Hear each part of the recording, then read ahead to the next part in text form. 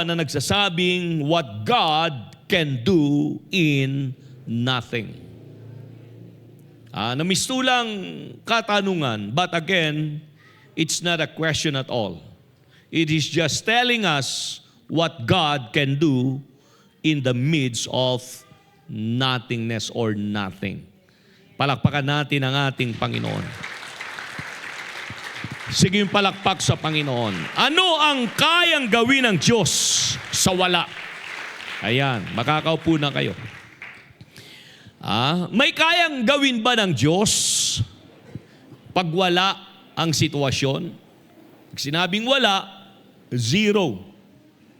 Pag sinabing wala, again, wala talaga.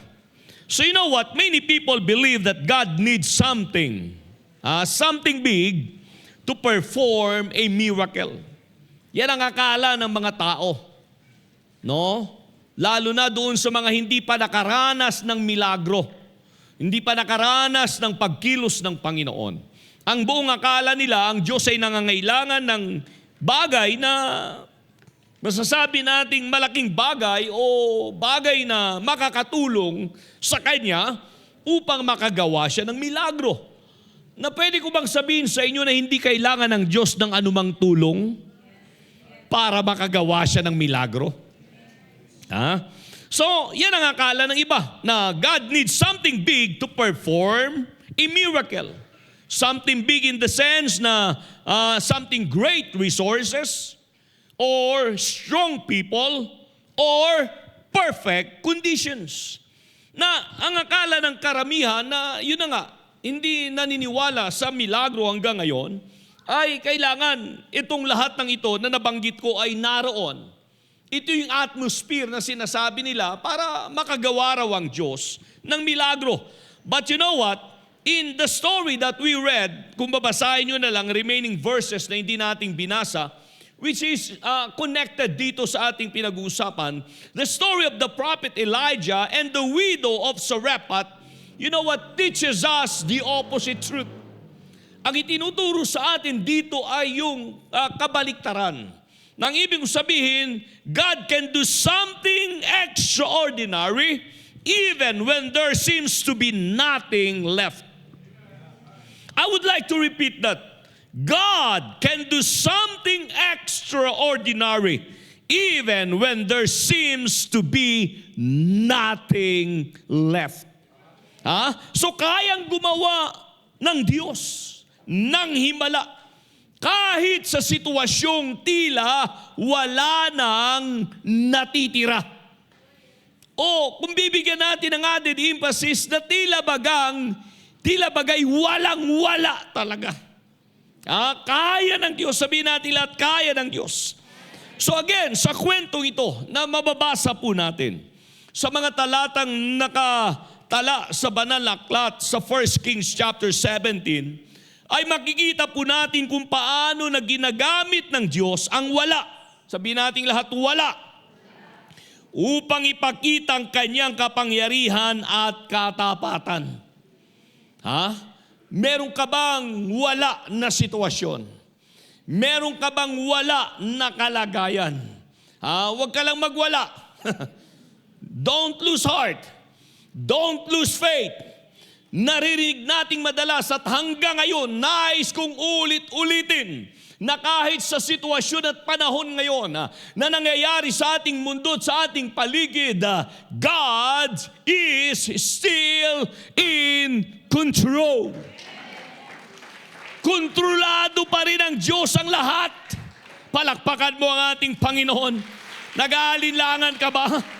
Nagdadalawang isip ka pa ba? Hindi kontrolado ni Saddam ang panahon. Si Saddam wala na. Hindi kontrolado ni Ayatollah ang sitwasyon. Hindi kontrolado ni Trump ang sitwasyon. Hindi kontrolado po mga kapatid ng kahit sinong tao, sinong nilalang ang sitwasyon at ang kalagayan kahit sa ngayon. I'm telling you, God still sits on His throne. Hallelujah. Ang sabi nga ng Book of Revelation, there is only one throne throne in heaven, and one sat on the throne. And the one sitting on the throne is Jesus. Come on, say Jesus. Come on, shout Jesus. At kung siya'y nakaupo hanggang ngayon sa kanyang trono, kapatid, hallelujah, pumayapa ka. Sabihin mo sa katabi mo, pumayapa ka. Maghunos dili ka. Huwag kang mawala ng pag-asa. Dahil, amen, He's still the one in charge. So you know what? When our resources run out, hear me, God works begins. Alam niyo, pag ang mga resources natin, speaking of resources, ano ba mga resources natin ngayon? Pag sinabi nating resources, yun yung nagiging kabuhayan natin. Yun yung mga bread and butter natin na sinasabi natin. Di ba meron tayong lahat yan? Oh yes. Yung iba may mga lupain, yung iba may mga kahayupan, alagang mga hayop. Alam niyo yung salitang kahayupan, hindi magandang pakinggan yan sa Tagalog. Pero sa mga hindi Tagalog, yun ang unawa nila pag may mga alaga kang hayop. Kaya wag niyo akong hatulan. Alam ko mga nasa isipan ninyo. Ako'y may unawang Tagalog din kahit papaano. Kasi Brother Ram, naalala ko yung kaklase ko. Na laking Cebuano, laking Bisaya siya galing sa Cebu. Nag-aral sa Bible School, nakaklase ko. Now ngayon, nagpastor siya sa Kamaynilaan o doon sa Katagalugan. Biro mo, Cebuano nagpastor sa Katagalugan. Kung may Tagalog kang merong dala, kakaunti lang, hindi ganun kalalim. Ang sabi ng miyembro, Pastor, pwede ka bang pumunta sa aming bahay sa ganitong araw? Dahil nagkasundo kami ng aking asawa na ipabless na yung mga alaga namin. Ang dami din mga alaga talaga. May piggery sila, merong poultry sila. Ang dami. Ang daming hayop talaga. Naalaga nila. Nandiyan ba kayo? Alam nga naman na mga alaga nila, hindi naman tao Mga hayop talaga yon. So ito na, nagpe-pray na yung kaklase ko. Seryoso. Walang halong mali siya. Walang halong katulad ninyo na may mali siya. Brother Castor, alam niyo, nag-pray siya. Sabi niya, Panginoon, salamat sa mga kapatid na ito. Tunay nga na magmula nung nakakilala sila sa iyo, pinagpala mo sila. Totoo. Dahil yung pamilyang yon, yung pagpapalang yon, dumating nung naging tapat sila sa paglilingkod sa Panginoon. Kaya sabi nung pastor, Lord, pagpalain mo pa sila upang maging pagpapala. At ngayon, Panginoon, pagpalain mo sila sa kanilang kalusugan, na hindi sila magkakasakit, pagpalain mo kanilang mga anak, Panginoon. And then, eto na, yung pinaka-main thing.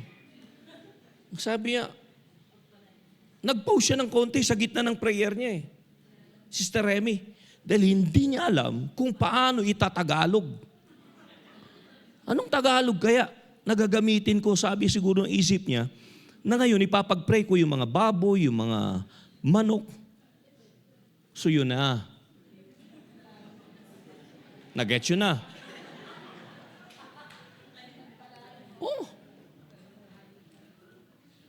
Kaya pagkatapos ng prayer niya, kinalabit siya nung kapatiran, Pastor, sorry pero pwede ba, Pastor, sa susunod, huwag mo nang gamitin yung salitang kahayupan. Bakit? Dahil sa amin sa Tagalog, Pastor, magkakagulo tayo niyan. Maghahalo, Pastor, ang balat sa tinalupan. Ganun ba? Pinaliwanag. Sige, at least natuto na ako, sabi niya. So yun, kalabitin nyo na lang ako mamaya. So yung kwento yun, totoo yan Baka si Pastor gumagamit lang. Ibibigay ko pa yung address niya kung gusto nyo may cellphone ako, kaklase ko ito mga kapatid. Okay na, kumbinsido na kayo. Hindi ako gumagawa ng kwento rito. Mahirap na. Ang lahat ay magsabing amen. Kasama ko nga siya sa dorm. Matagal ng panahon. 3 years kami magkasama sa dorm. Kasama ko, kabanksmate ko siya, mga kapatid. Kung busy doon na kayo, ibibigay ko talaga yung number niya sa inyo para mabura yung pag-aalala. Palakpakan natin ang ating Panginoon. Okay, eto na. Balikan natin ang mga salita ng Diyos. Alam niyo, when our resources run out, amen, God works begin. Doon kumikilos ang Diyos sa mga panahon na walang-wala ka na. Minsan naghahanap tayo, Lord, nasaan ka? Panginoon, paano kita mararamdaman? Alam mo, darating lang yung paramdam ng Diyos. Mauunawaan mo lang na ang Diyos ay gumagawa at kumikilos, hindi sa mga panahon na sagana ka sa lahat. Hindi sa mga panahon na nasa tugatog ka ng tagumpay. Kundi sa mga panahon na yung mga resources mo, yung mga sinasandalan mo, yung mga tinatayuan mo, ay biglang naglaho at gumuho na parang bula. So bakit kaya? Sabihin nga natin lahat, bakit kaya? Bakit kaya si Lord, sa ganung mga pagkakataon, doon siya umiiksena sa buhay natin? You know what? Before Elijah met the widow, hear me, God had already been providing him through what? Ravens at the brook called Brook Cherith. So ang konteksto ng mga talata na binabasa natin ngayon, ito'y nangyari nung panahon ng tagtuyot. Mistulang nagkaroon ng famine, sabihin na lang natin, sa bansang ito na kinaroroonan ni Elijah. At ang unang naging kaparaanan ng Diyos para isustain ang pangangailangan ni Elijah, makinig ka, kung ikaw ay anak ng Diyos na nagtitiwala sa kanyang mga pangako at salita, makinig ka kapatid, kailanman hindi ka pababayaan ng ating Panginoon. Don't tell me, palagi ko itong sinasabi, don't tell me na maikli ang kamay ng Diyos. Don't tell me na bulag ang mata ng Diyos. Don't tell me na bingi ang pandinig ng Diyos. Hindi po kapatid. Alam niyang mga time team mong dalangin. Nakikita niyang mga sitwasyong pinagdaraanan mo. At walang bagay ang awitin nga na inaawit kanina ng ating mga awit ay doon may mga mensahe na walang imposible sa Diyos. Hallelujah. Yes, He can do anything. Palakpakan mo ang ating Panginoon. So ang unang naging avenue o nagiging instrumento ng Panginoon to sustain Elijah in the middle of famine ay dinala siya sa isang batis na nagangalang Brook Cherith. But eventually, sabihin natin lahat, eventually, the brook dried up because of the severe drought. Biro mo yan, natuyo yung batis sa tindi ng tagtuyot. So now, nasaan na yung dating sinasandalan ni Elijah? Nasaan na yung dating nagiging resources ni Elijah? Alam niyo mga kapatid, may mga panahon na matutuyo talaga yung mga sasandalan mo't sinasandalan at tinatayuan mo upang babalik at babalik ka muli sa presensya ng Panginoon at muling tatawag, Lord, help me, hallelujah. God, sustain me, God. Provide for me, God, hallelujah. Yes, I'm here, God. So ito nangyari kay Elijah. So alam niyo mga kapatid, may mga pagkakataon na ito'y dumarating talaga. So the drought was connected to the confrontation. Itong tagtuyot na ito, for your information, ito hindi kagagawa nito. Mga kapatid, nung batis, walang connection doon. But this was connected between the confrontation of Elijah and Ahab, a king who led Israel into idolatry with his wife Jezebel. And when we read the scripture, when the water stopped flowing, Elijah was forced to move again. Sabihin natin lahat ng amen. Alam nyo, nasabi ko na at muli kong sasabihin, sometimes God allows our brooks to dry up. Sometimes God allows our resources to dry up. Sometimes God allows, mga kapatid, whatever we have in our possessions to dry up. Bakit? to bring us, are you ready for this? To bring us into our next God-given design, place, and situation. And hear me, to bring you into another chapter. Chapter of what? Chapter of another divine encounter with Him. Amen. A situation, a God-given design situation. Amen. Which is another miracle in the making place. Hear me. Another fresh testimony, mga kapatid. Alam nyo, ang Diyos, hindi pa rin siya naubusan ng sorpresa para sa atin. Kaya ito, nasabi ko minsan at muli kong sasabihin, ang mga nagsasabing nakakaboring maglingkod sa Diyos, hindi nila naunawa ng sinasabi nila. Hello? Boring pala hintayin mo. Matutuyo yung batis mo. Matutuyo yung resources mo. Maglalaho yung sinasandalan mo. Yung tinatayuan mo, biglang guguho. Doon mo marirealize na hindi pala boring maglingkod sa Diyos. Dahil babalik ka sa Kanyang presensya, muling tatawag sa Kanyang pangalan, at sasabihin mong, Lord, tulungan mo ako, Panginoon. Kailangan kita. Palakpakan mo ang ating Panginoon. Pwede ko bang sabihin sa inyo ngayong umaga that when God closes the door before you, yes, don't lose heart, don't lose faith. When a door before you was closed eventually, for actually He is fixing to show you another open door of opportunity, another open door of blessing, another open door of success. Receive that from the word of the Lord. Ang sabi nga ng Revelation chapter 3 and verse 20, if you will read the scripture, ito ay address sa Philadelphia church sa book of Revelation. But we can also hold on to this word and promises of God. Dahil ang sabi rito, I know thy work, sabi ng Panginoon. Behold, I have set before thee an open door, and no man can shut it. Hallelujah. For thou hast a little strength, and hast kept my word, and hast not denied my name.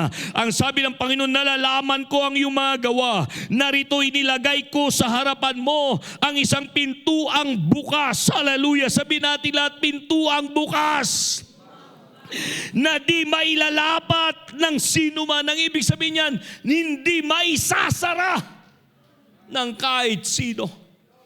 Meron bang mga pintuan sa buhay mo nung mga nagdaang araw na mistulang biglang sumara? Hello? May mga pagkakataon ba ng unawa mo sa iyong sitwasyon ay pintuan na biglang nagsara at hindi mo na kayang buksan? Kapatid at kaibigan, niloob ng Diyos na mangyari ang lahat ng yan dahil nais ng Panginoon na itingin mo at ibaling mo muli ang iyong paningin sa Kanya dahil ipapakita niya sa iyo na meron siyang panibagong pintuang binubuksan na mas, amen, makinig ka, mas nagtataglay ng pagpapala, mas nagtataglay ng tagumpay, mas nagtataglay ng tunay na kapayapaan ng buhay at magdadala sa iyo, amen, ang lubusan sa Kanyang presensya. Sige yung palakpak sa Panginoon. So you know what, mga kapatid? God sometimes closes one source to lead us to a greater provision. Take note of that. Kaya pag may bagay kang nawala sa'yo, amen, hindi pa tapos ang kwento. God is just leading you into a much greater opportunity, into a much greater provision. Alam niyo mga kapatid, when human supply ends, hear this, divine supply begins. Pag mistulang, ubus na at natatapos na at wala ka nang, walang-wala na talaga, that's the beginning of divine sustenance. That's the beginning of divine supply. Hallelujah. Palakpak sa Panginoon. Oh, hallelujah. Are you in a situation na mistulang nothing. Merong ba ganyan dito? Taas ang kamay. Oh, hallelujah. Oh, salamat sa mga malalakas ang loob na magtaas ang kamay. Hayaan nyo yung iba, mistulang meron pa kaya hindi nagtataas ng kamay. But there are situations in life na mistulang nothing. You know what? If we are going to understand nothing in God's perspective, itong unawa. Sa tao, when human says nothing, they mean what? No money. They mean no influence. They mean no strength. They mean no hope. Yan ang unawa ng tao sa salitang wala. But God, hear me, defines nothing differently. Are you ready for this? For God, nothing is simply a place for the miraculous. Hallelujah. God's nothing, hear me, is the starting point for your, amen, miracle in the making. Receive that. I said, receive that from the word of the Lord. Receive that in your heart. Maaaring sa ngayon hindi ka pa nakaka-relate dahil mistulang alam niyong taong walang-wala talaga. Hindi ka agad nakaka-relate yan. Bakit? Ang namamagnify niya ay yung kanyang kawalan. Ang kanyang nabibigyan ng halaga ay yung sitwasyon niyang no way out, no exit. Zero. But hear me, kat ko nga sa inyo, it is the starting point for your miracle. When there is nothingness, when there is a zero situation in your life. Going back to the story of this widow woman in Sarepta, mga kapatid, sabi ng banal na kasulatan, when Elijah arrived in Sarepta, he did not meet a rich merchant guy. Hindi po milyonaryong nadatnan doon ni Elijah. Hindi yung taong may maleta ang nadatnan doon ni Elijah. Hello? Hindi maleta ang dala ng babaeng ito. Not even a powerful leader ang nadatnan doon ni Elijah. Instead, he met a poor, sabihin natin lahat, poor, widow, gathering sticks. Yan ang sabi ng verse 9. Basahin natin. Amen. Ang sabi ng Panginoon, go to Sidon, go to Sarepta, and dwell there. At ang sabi ng Panginoon, behold, I have commanded a widow woman to sustain thee. Alam niyo, sa dinami-dami ng pagdadala ng Diyos kay Elijah, bakit dito pa sa ganitong lugar? Dapat doon sa White House. Dapat doon sa Malacanang. Dapat doon sa isang lugar na talagang dumadaloy ang kasaganaan. Pero alam niyo ang Diyos, marami mga pagkakataon na gumagawa siya sa opposite ng mga akala natin. Ang lahat ay magsabing amen. Doon sa mga panahon na mistulang, bakit? Hindi yata practical ito. Mahilig tayo ng practicality. We love doing things in a practical way. Di ba? Sino rito yung mga practical na tao? May mga practical na pag-iisip. Ako lang. Taas ang kamay. Tayo. Ayaw nating gumawa, ayaw nating kumilos pag hindi practical. And then i-add on mo sa pagiging practical mo yung salitang Brother Ram, pagiging realistic. Practical ba yan? Realistic ba yan? Kung hindi practical at realistic yan, magbago tayo ng plano. Hindi yata tama yan. Kumbaga sa isang negosyante, pag hindi practical, Brother Joaquin, pag hindi realistic, nako, malulugi ka bukas makalawa. Kaya nga, marami mga negosyante, sigurista. Sa totoo lang, yun ang isang abilidad ng mga negosyante. Dahil ang iniisip nila, yung kanilang kikitain. Kaya ngayon, kandara pa tayo na pumipila sa mga gasolinahan. Dahil yung mga negosyante, ang iniisip nila, pagkakataon, para kumita ng malaki. Na ito naman tayo, mga kawawang nilalang. So now, ang tinutukoy ko ito, yung pagiging practical, yung pagiging realistic, maganda po yan. Hindi natin minamaliit yan. Bilang tao na normal, meron tayo yan. Pero gusto mo makakita ng pagkilos ng Diyos? Gusto mo makakita ng tunay na milagro na ang Diyos hanggang ngayon ay Diyos sa mga milagro? Ang Diyos hanggang ngayon, hindi maikli ang kamay, hindi bulag ang mata, hindi bingi ang kanyang mandinig. Nais mo bang masaksihan na ang Diyos na ito siya pa rin ang kahapon, ngayon, at magpakailanman na ang nagawa niya noon ay kaya niyang gawin ngayon. Ang kanyang ipinahayag noon ay kaya niyang ipahayag ngayon. May mga pagkakataon, isantabi mo muna yung pagiging practical mo. That is just my piece of advice. For a while, iset aside mo yung pagiging practical mo. Iset aside mo yung pagiging realistic mo. Dahil if you will read the scripture, there's no such thing as miracle na nangyari sa Bible na ito ay ang naging basis ay practicality at pagiging realistic. Cite me one miracle in the scripture na nangyari. Na ito'y nangyari dahil sa practical na pag-iisip. Brother Isaac, bigyan mo ako ng pangyayari sa Biblia na ito'y nangyari dahil, ng milagro ito dahil sa pagiging realistic nila. Sa totoo lang, walang pagiging realistic doon. Walang practicality. Yung iba nga hindi makompute, yung iba hindi makarelate. Paano nangyari? Bakit ganito? But again, going back, mga kapatid, to the scripture, kako nga sa inyo, dinala ng Diyos itong si Elijah sa isang lugar ng taong naghihintay doon ay balo. Okay lang sana kung may asawa. Balo pa. At anak na nag-iisa. Iniwanan ng kanilang ama na ang sitwasyon nila hindi po ma-appreciate ng karamihan sa atin. Okay lang na iniwan ka ng asawa mo, may bahay, may lupa, may sasakyan, may hasyenda. Wow. Kaya siguraduhin mo bago ka iwanan ng asawa mo, nasa yung hasyenda mo, nasa yung lupain mo, lasan yung mga ari-arian mo.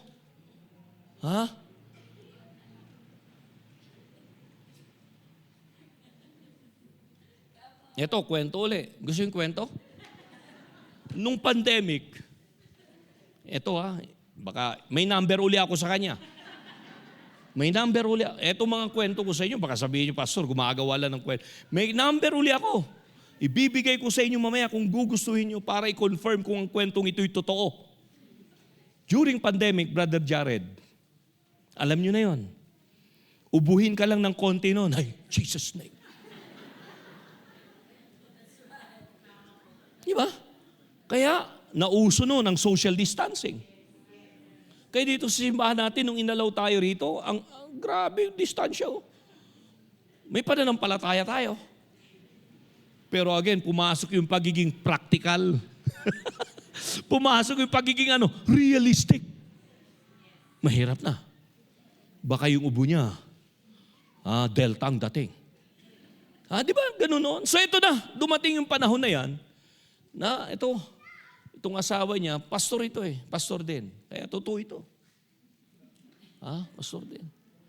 Sabi niya, nilalagnat na siya, inuubo na. Siyempre, may kasama na sigurong pamamaalam.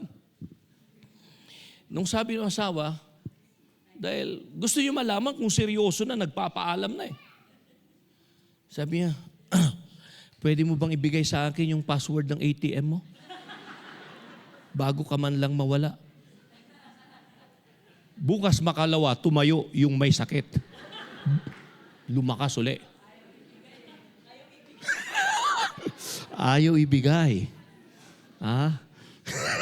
So, ganun pala ang kagalingan. Hindi naging Jesus name yung asawa. Yun lang. Wala siyang ibang paliwanag.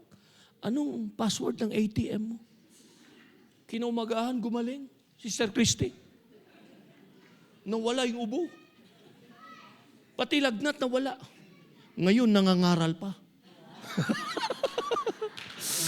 Pastor, may tanong ako. Naibigay na ba yung password? Tanungin nyo na lang. Masyado kayo mausisa. Palakpakan natin ang ating Panginoon. So ito, yung sinasabi, bakit kaya doon pa siya dinala? Alam nyo, in that culture, makinig kayo, widows were among the most vulnerable people in the society. Sa kulturang yun, sa panahon ni Elijah, ang mga balo, ay sila po yung mga as in, mga vulnerable na tao sa society. Ibig sabihin, kawawa talaga. Ang lahat ay magsabing, kawawa talaga. Sana pinadala ito sa bahay ni Brother Joaquin. Dahil kahit papaano siguro, merong maialay na magandang bagay. Pero again, mga kapatid, doon dinala eh. And then you know what? Itong sabi ng babae kay Elijah, nung sinabi ni Elijah na paglutuan siya ng pagkain dahil kailangan niyang kumain, tandaan nyo, mula doon sa Brook of Cherith, dinala ng Diyos itong si Elijah sa Sarephat nang naghihintay ay babaeng balo na namumulot ng mga panggatong mga kapatid dahil iluluto na nila yung pinakahuling budget nila sa kusina, and then after that, maghihintay na silang magina ng kanilang kamatayan. So ito yung senaryo. Dumating si Elijah. Nandito yung babae. Bilang ng araw nila, bilang ng oras nila. Ika nga. Pero sabi ng propeta ng Diyos, dinala ako rito ng Panginoon. Nang sabi ng Panginoon, pakainin mo ako. Ipagluto mo ako ngayon.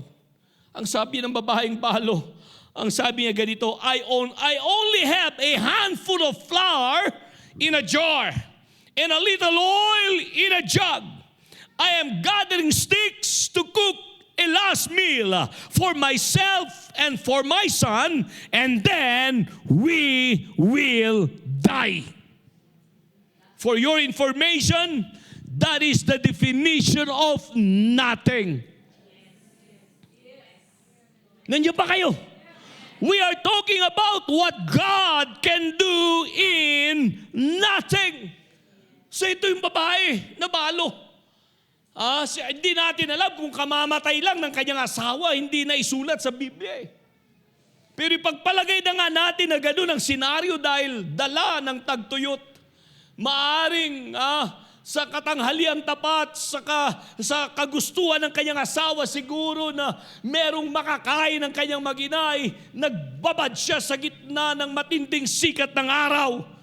Yun na lang ang ating pwedeng i-visualize sa mga pangyayari. At itong naging kamatayan niya dahil nagkaroon siya ng heat stroke sa gitna ng bukid.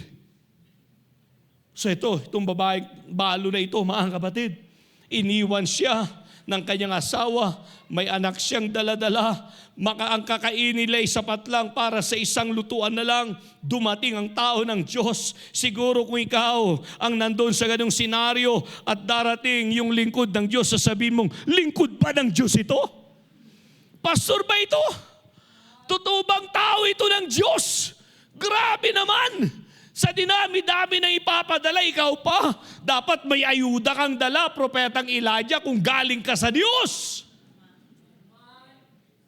Speaking of ayuda, sinong nakatanggap na ng ayuda? Paramdam naman kayo dyan. Alam niyo, nung pandemya, mga kapatid, naalala ko, bawat barangay kaya nagbibigay ng ayuda. Sino nakatanggap? Consistent pa kayo nakatanggap? Nakailang beses kayo tumanggap ng ayuda sa inyong barangay? Taas ang kamay. Isa, dalawa, tatlo? Isa lang. Dito sa barangay natin, mga kapatid, at least meron kaming natanggap. Mas mabuti pa, 2 beses. Pangatlong beses, bumalik. Sabi niya, Pastor, hindi nyo na kailangan. Grabe. Ha? Hindi na kailangan daw eh. Sabi ko, kumakain pa rin po kami. May pananampalataya kami na ang Diyos ay magpo-provide. Kung uwak nga'y ginamit ng Panginoon, di gagamitin kayo ng Diyos. Para kami ay... So ito na ngayon ang nangyari. Dumating ang kwento, dumating ang balita na siya'y tao ng Diyos. Again, mga kapatid, that is the definition of nothing. Ang lahat ay magsabing amen. Pag sinabi nating wala, wala talaga. But eto, bago tayo magtapos, mga kapatid, ito yung pinakamagandang senaryo rito na ginawa ng Diyos sa bagay na wala. Alam niyo ba na sa maraming mga pagkakataon, most people would say there is nothing left. When in fact, meron pa.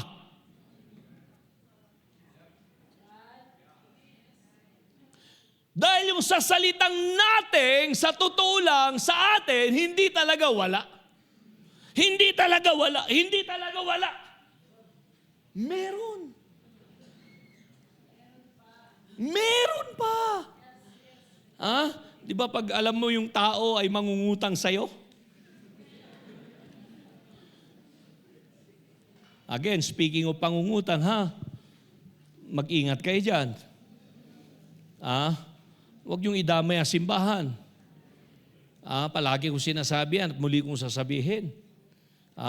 Kung hindi nagbayad yung nangutang sa'yo, huwag mo idamay ang simbahan, hindi ka na magsisimba dahil hindi ka binayaran.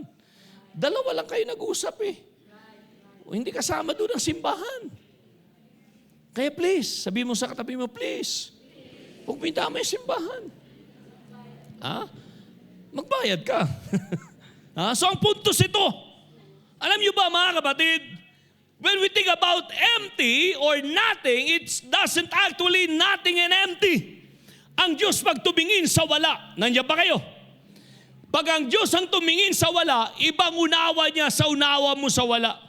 When God looks at our emptiness, God doesn't measure it by quantity, but He measures it by possibility. Ang ibig kong sabihin, your nothingness, your emptiness, amen, it is an atmosphere, amen, for the possibility, mga kapatid, of provision, of abundance. Come on now, hallelujah. Oh yes, it is a possibility for God to perform the miraculous. Tandaan mo kapatid at kaibigan, God doesn't just work with what is available. Hindi lang kumikilos ang Diyos sa mga bagay na nariyan. He actually specializes in turning our emptiness into fullness, our weakness into strength, and our impossibility into reality. Hallelujah. Palakpak sa ating Panginoon. Sige, dagdagan pa natin. Master ang Diyos dyan. Especially ang Diyos sa bagay na yan. Kahit doon sa sinasabi mong wala pero meron, alam ng Diyos yan. Kaya itong babaeng balo, alam niyo sabi niya kay Elijah, wala na po, mahal na propeta, pero may kadugtong. Wala na po, pero isang palayok na lang na langis, isang takal na lang ng harina ang natitira. Na pag ito'y niluto naming magina, bukas bakalawa, maghihintay na kami ng kamatayan naming dalawa. So see mga kapatid, yung nothingness, yung pagiging zero ay hindi actually ay zero in literal sense. Ang lahat ay magsabing amen. Alam niyo may mga spiritual revelation or spiritual principle dito na makikita natin dahil una, God frequently uses weak people. This widow was a weak individual. Weak in the sense siya nga'y balo. Wala na siyang masasandala na asawa. Mga kapatid, kung may anak siya, hindi pa siya kayang buhayin. So she is a very weak individual. But hear me, God frequently uses weak individuals, weak people to showcase His glory, to showcase His power, and to showcase His ability. If you will read 1 Corinthians 1:27 to 29, kung babasahin yung mga talatang yan, actually ganun din ang pagpili nga ng Diyos sa mga tinawag niya sa gawain. Ang sabi nga doon ni Paul, but God had chosen the foolish things of the world to confound the wise. God had chosen what? The weak things of the world to confound the things which are mighty. And then we will read on, and the base things of the world and the things which are despised hath God chosen, yea, for what purpose? And things which are not for what purpose? To bring to naught things that are, and then in verse 9, so that no flesh should glory in His presence. Ang ayaw na ayaw ng Diyos, alam niyo kung ano? May kaagaw siya sa pagsamba at pagluwalhati na sa Kanya lamang. Yan ang ayaw na ayaw ng Diyos. Ayaw ng Diyos na meron siyang karibal na kahit sino pang nilalang sa lupa at sa langit na pwedeng umagaw ng glory na para lang sa Kanya. Kaya nga si Lucifer, kasama na ng Diyos sa langit originally. Pero masyadong advance ang pag-iisip ni Lucifer.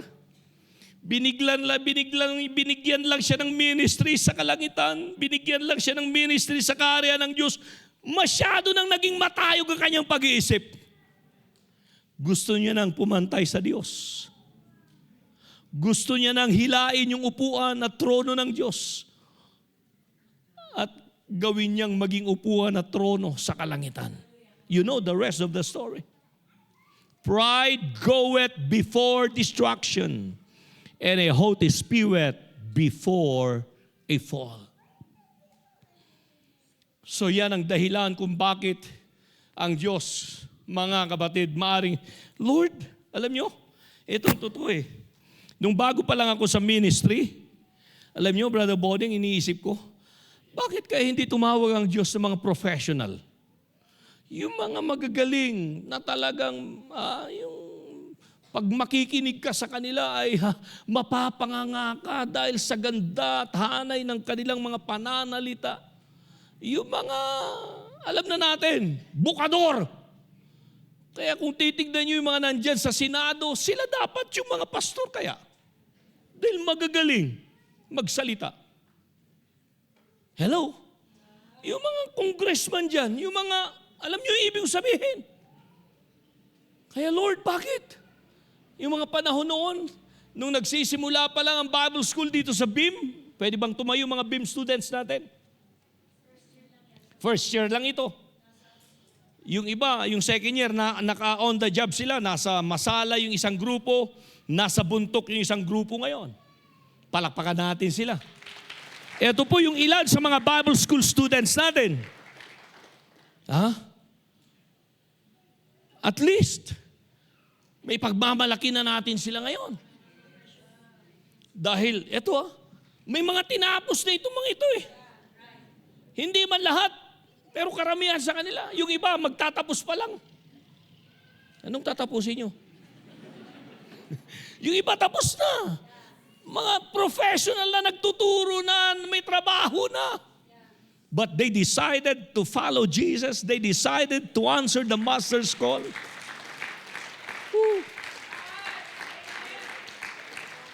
Bakit, Pastor? Ano sinasabi mo? Ibabalik ko kayo sa kahapon.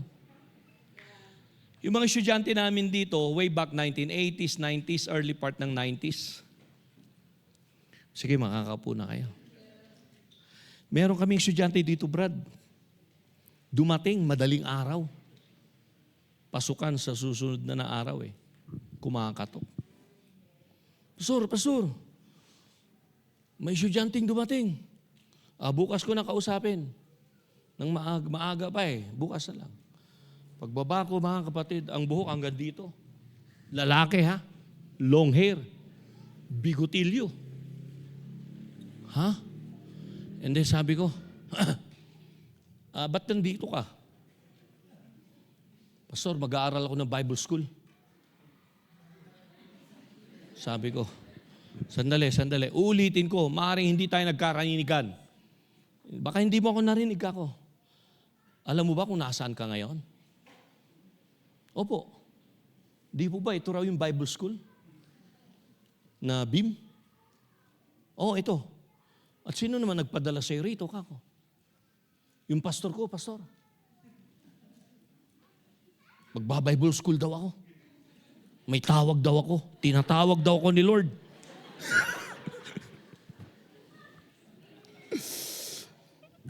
Long hair, bigotilyo. Hindi ko na lang bibigyan ng mas malalim pang description. Baka, ayaw nyo marinig eh. Ha? So kako, sino bang pastor mo? Nung binanggit niya yung pangalan, wala pang cellphone noon para i-confirm eh. Wala. Pero nung binanggit niya yung pangalan ng pastor niya, sabi niya, pastor, yung pastor ko, kaibigan mo raw eh. Ang bihira naman oh. Pag ginamitan ka ng password, wala na. Buti na lang, gumamit siya ng password. Kaibigan ko naman talaga yung pastor niya. Hindi ko pwedeng ipagkaila. Pero yun, biro mo, bakit ka magba-Bible school? Yung pala, igaganon na siya dahil lahat ng kasama niya doon sa Isabela, natumba na.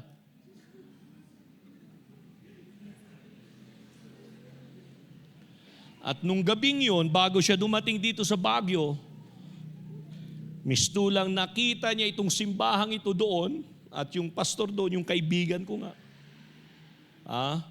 At siguro naman, nakita nung kaibigan ko na merong pagsisisi siya sa mga nangyari sa buhay niya. At dahil siyempre, alangan na hindi ka pa magsisisi, susunod ka na eh. So, madaling salita, Brother Julio, nagpabaptize siya in Jesus' name. At pagka aahon niya sa tubig, sabi nung kaibigan kong pastor, punta ka sa Baguio, mag-Bible school ka. Totoo yan. May number din ako. At itong magandang balita, nagpapastor na talaga siya. So, ang sinasabi ko, yung unang batch, hindi itong batch na to, mga elite na ito ngayon eh. Yung mga unang batch noon halos, sabi ko, Lord, binibigyan mo kami ng estudyante, pero alam ba nila na Bible school ito? Mistulang ang turing nila, rehab center ito eh. Sa totoo lang, I'm not kidding. Si Ma'am Jem at yung mga naunang mga Bible school teachers na, si Brother Demi, nagturo riyan dito eh. Si Remy, nagturo rin sa kanila, mga batch na yun noon eh. As in, hindi mo talaga makikitaan ng professionalism eh. Yung iba dito na namin tinuruan kung paano magkutsara at tinidor eh. Sorry. Pero parang ganoon ang level. Yung iba nga eh, pinapakain namin dito ng spaghetti. Ayaw kumain. Alam nyo, laking probinsya nga, walang spaghetti doon. Kamoting kahoy lang meron doon, mga kapatid. Oh yes. Pero ngayon, mga ngaral na natin sila, ginagamit na sa ubasa ng Panginoon. Sa loob at labas ng ating bansa, ginagamit na sila sa gawain ng Diyos. Nang sinasabi ko sa inyo, see what God can do in nothing. Oh, sa totoo lang. Sa totoo lang. Kaya grabe si Lord. Sabihin natin lahat, grabe si Lord. Pero mo, ang sinasabi doon ni Pablo, base things, weak things, foolish things of the world. Ibig sabihin, as in educational, wala pong mataas na narating sa edukasyon. Mag-English kami noon, King James Version. At least meron. Thus saith the Lord. Yung mga ganun ba? Blessed be the name of the Most High. Yung mga ganun. Dahil biblical talaga yan. Pero pag umalis na sa Biblia, mga kapatid, malaking problema na. Dahil hindi na magkakatugma yung sinasabi kung English ang gagamitin. Pero ngayon, nasa ibang bansa. Pag nangaral na, hindi mo na halos mahagilap na siya'y nanggaling sa BIM. Dahil bimutsyog na. Bimaknang na. Kaya wag niyong mamalitin itong mga ito. May mararating itong mga ito. Makinig kayo. Maganda ang DNA ng BIM, mga kapatid. Baguio Evangelistic Academy of Ministries. And you are hearing me. I'm now promoting the coming school year 2026 to 2027.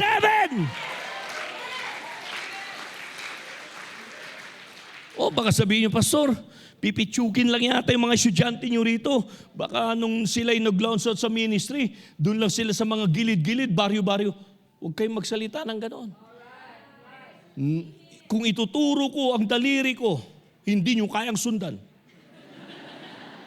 Kung nasa na sila ngayon. Nagtataka nga yung ating superintendent Superintendent, pag-pray natin dahil marami siyang travel, mga kapatid. Grabe yung kanyang schedule. Pinagpe-pray niyo ba ang ating superintendent sa ating fellowship? Yes, kailangan niya ng backup na prayer. Ang pangalan niya, Pastor Cesar Pistadio, para sa mga hindi nakakaalam. Dahil sa travel niya, minsan one day, isang araw, nagkwentuhan kami. Nagkumustahan, sir. Kumusta ang mga travel? Grabe naman ang BIM, sabi niya. Grabe ang Baguio Church. Bakit? Kahit saan ako pumunta, meron. Punta ako sa Silangan, meron. Sa Kanluran, meron. Sa Timog, meron. Sa Hilaga, meron. Wow. Punta sa Europe, may mga estudyante tayo, nagpastor na doon. Punta sa North America, may mga estudyante tayo, nagpastor na doon. Punta ka sa Asia, lalo na. Hello. Punta ka sa Ilocos, lalo na. Palakpakan natin ang ating Panginoon. Dagdagan pa natin. I'm telling you, see what God can do. Amen. In nothing. And then, hindi pa yan ang huling storya. Read your Bible, mga kapatid, in Luke chapter 9. Look at what God did, hallelujah, with small resources. Small resources in the sense, 5 loaves and 2 fishes, mga kapatid. He fed the multitudes, 5,000 of them, excluding the ladies and the children, mga kapatid. And after feeding them to the max, ang sabi ng Panginoon sa kanyang mga disciples, gather the fragments. Fragments, 5 loaves, 2 fish. May natira ba? Wow naman. Kulang ang merienda ng isang tatay yan eh. Mga tatay mahilig sa pandesal kaya. Pag may prayer meeting, pandesal at kape. Kaya pag dumalo ka ng prayer meeting, mga tatay, parang palaging may lamay eh. I'm kidding. Pero ngayon, nag-level up na. May pansit na kahapon. Hallelujah! At may cake pa! Happy birthday, Jared!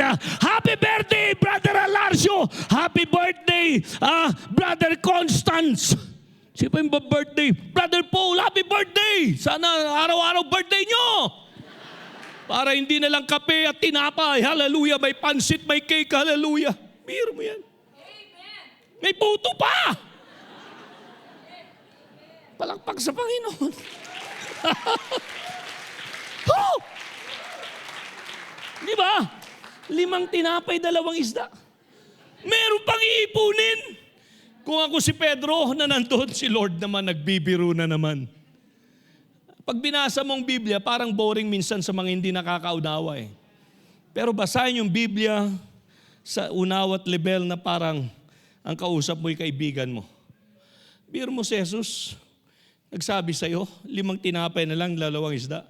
Pagkatapos pakainin ng lahat, pati mga alagad. Sasabihin niya sa'yo, okay, Eugene, ipunin mo pa nga yung mga natira. Si Lord naman nagbibiro na naman. Si Lord naman mapagbiro. Di ba parang joke yun? Pero hindi joke. Pag si Jesus ang nagsalita, He is not joking. If He made a promise, He is not joking. If He say the word, He is not joking. Take it to the heart. Receive it by faith. Kaya di ba madalas na sinasabi ng Panginoon sa mga taong pinapagaling niya, according to your faith, be it unto you. What I'm telling you is this, God, amen, can do great things out of your emptiness and nothingness and zero situation. Palakpakan natin ang ating Panginoon. Oh yes, shall we say yes? And then God can do, amen, the miraculous in the middle of your nothingness and even impossible situation. Madalas na naririnig na natin ito, the crossing of the Red Sea. I could go on and on and on. But to, amen, suffice it to say this morning, mga kapatid, to close this. So that His power, you know what, lahat ng ito ipinapakita sa atin sa salita ng Panginoon. God frequently uses weak people like the widow in Sarephat. Small resources, amen, like the feeding of the multitudes in the gospel. And the Red Sea crossing, amen, which was an impossible situation. Bakit ito'y madalas na nakikita natin? So that His power, amen, becomes obvious. And at the end of the day, so that all glory and honor and praise belongs to Him. Sige nga. Palakpakan natin ang ating Panginoon. Palakpakan natin ang ating Panginoon. Hallelujah, hallelujah. Habang lahat tayo tumatayo sa umagang ito. Alam nyo, ang dami kayang kapahayagan. There are more revelation from the Word. Kaya hindi tayo maubusan eh. Kahit ilang linggo pa natin ito pag-usapan, hindi tayo maubusan sa napakaraming unawa at kapahayagan sa salita ng Diyos na binabasa natin ngayong umaga. Amen. Before we come all as one, mga kapatid, sa presensya ng Panginoon, you know what? Oftentimes, God multiplies what we surrender. I said, oftentimes, He always multiplies. God always multiplies what we surrender. So itong babaeng balo, she has nothing in her possession. Kaya nga, ang kanyang bukang bibig, wala talaga, propeta. Maliban, yun lang. May sumunod. Pero yung nothingness, yung emptiness na sinasabi niya, she had nothing left in her possession. Yung mga bagay na mistulang, again, ma-appreciate natin dahil ang nandun na lang, halos hindi na ma-appreciate dahil kapirasong langis na lang at kapirasong arena. But again, that's the beginning of another chapter in her life with her son, na yung bagay na nasa kanya, na kahit it seems like small, it seems like maaaring sabihin natin not so important then. Pero mga kapatid, when she surrenders it sa Panginoon through the man of God, Prophet Elijah, nakita natin ng sinasabi ng Biblia that the barrel of meal wasted not, neither did the cruse of oil fail, according to the word of the Lord, which is spake by Elijah. Wow. Babalik pa rin tayo sa salita ng Panginoon. Nang sinasabi ko sa inyo, if God said it, He will do it. If the Lord promised it, it will come to pass. Ang Diyos hindi tao, baguhin mo. Ang Diyos hindi tao na katulad ng nakatayo dito sa inyong harapan. Minsahero lang ito ng Diyos, pero tao tayo. May limitasyon. May mga bagay na hindi natin kayang gawin. May mga bagay na hindi pa natin nakikita sa ating unahan. Ang recollection natin sa mga bagay-bagay limitado. Ang kapangyarihan natin, kakayanan, may hangganan. But with God, nothing is impossible. He can do, amen, greater things in the middle of your emptiness and nothingness. Kaya dito, kung ano yung sinabi ng tao ng Diyos, nangyari. Buong buhay ng mag-ina na ito. At actually, sabi nga ng mga Bible commentators, natapos na lang ang tagtuyot. Natapos na lang ang famine. Ang mag-ina na ito, kumakain pa rin.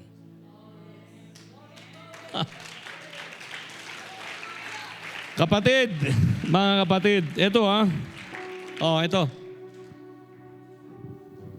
Grabe kaya ngayon ang pagtaas ng mga bilihin. Nauna na nga tumaas, hindi pa tumataas yung Sabi nga lang, pag tumaas ang gasolina, tumaas ang langis, tataas ang lahat. Totoo nga.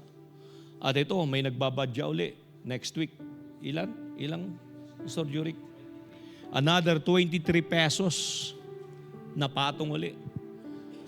Sa krudo, sa gasolina, kung ano pa. Nagkarga lang ako ng krudo nung nakarang araw. 97 plus. Sabi ko, grabe. Malapit na mag 100. Eto, bukas baka susunod na araw, 100 plus na. So again, makakaramdam tayo ng takot, pag-aalala, pangamba, kumusta kayong buhay? Kaya yung iba naman, magtataas ng halos ang mga bilihin nila dahil para naman patas na lang ang laban, sabi nga nila. Alam natin ang affected yung ordinaryong tao. Nakaramihan sa atin dito ay ganon. But you know what? Peace be still. Bigyan nawa tayo ng Diyos ng kapayapaan. We don't control the situation na nangyayari ngayon. But again, like as I said at the beginning of this message, God is still in control. At ito magandang balita. Kung itong babaeng balo na ito at ng kanyang anak ay nagtiwala sa propeta ng Diyos, na mistulang ang propeta ng Diyos, ito yung salita ng Diyos sa panahon nila Because when they don't have yet the Bible na katulad natin, the Word of God for these people were the prophets of God. Dahil ang mga propeta ng Diyos, they were the spokesperson of God. Kaya mistulang ang babaeng ito, ang tinayuan niya ay ang Biblia. Na ito yung propeta, na ang dala ng propeta ay salita ng Diyos. Spokesperson ito ng Diyos Kaya sabi nga sa Book of Deuteronomy, ang totoong propeta ay pag meron siyang ipinahayag at nangyari, ayon sa sinabi niya, pansinin mo yan. Pero pag may sinabi siya at hindi talaga nangyari, letra por letra, bula ang propeta yan, sabi ng Biblia. So itong si Elijah, yung sinabi niya at sinalita niya sa babaeng balo na ito, letra por letra, nangyari. Kaya yung huling talata na binasa ko sa inyo, kumain silang mag-ina. Natapos na lang ang tagtuyot, ang famine. Kumakain at buhay ang mag-ina. Obviously, may mga tao sa paligid na hindi nakinig sa sinabi ni Elijah. At alam nyo nang naging dulo ng kwento nila. Kaya kapatid, nasa sa atin yan. Kung tatayuan natin ang pangako ng Diyos, walang mawawala sa atin. Kung pangahawakan mo ang pangako ng Diyos, walang mawawala sa atin. Ang Diyos na siyang bumuhay sa mag-ina na ito, ang Diyos pa rin natin hanggang ngayon na kayang bumuhay, mag-ingat, mag-provide, magligtas sa atin hanggang ngayon.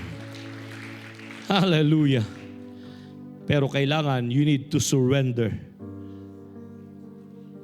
something in your possession. I'm not talking now about material things na maaring meron pa tayo. But that thing is you. You yourself. Alam mo, isusuko mo ng lahat pero yung sarili mo hindi. Kaya pwede ba nating sabihin sa Panginoon, Lord, I have nothing left. God, I'm in a zero situation. But what left on my possession now, God, ay ito, Panginoon, nais kong iali ang sarili ko sa iyo with all my faith, with all my trust, with all my obedience, with all my submission. Dahil yan ang kailangan ng Diyos kaya. Yung ating obedience, yung ating submission, yung ating faith, yung ating trust sa Kanya. Pag yan ang inilagay mo sa kamay ng Panginoon, kasama yung mga bagay na kaya mong ibigay, secondary na lang yon. I'm telling you, He will multiply everything in abundance. He will multiply everything in abundance. He will multiply everything to the max. Hallelujah. Palakpakan natin ang ating Panginoon. Come on, do it. Do it from your heart. God can do anything with your and in your emptiness and nothingness. Hallelujah, hallelujah. Di ko alam kung nasaan kayong sitwasyon ngayon. But God knows it. I said God knows your situation. Maaring hindi material ang pinag-uusapan mong nothing or empty situation. Maybe that nothingness and emptiness is in your relationship. Relationship with your wife, relationship with your loved ones. It seems na there's no way out. It's the end of the road. Pero kapatid, why don't you surrender your life? Why don't you surrender your situation now sa Panginoon? He's still the miracle working God. He's still the one who can turn things around for your good, for your betterment. Kaya habang nakataas ang ating mga kamay, hallelujah. Come on, narito ang Panginoon. Bukas ang altar.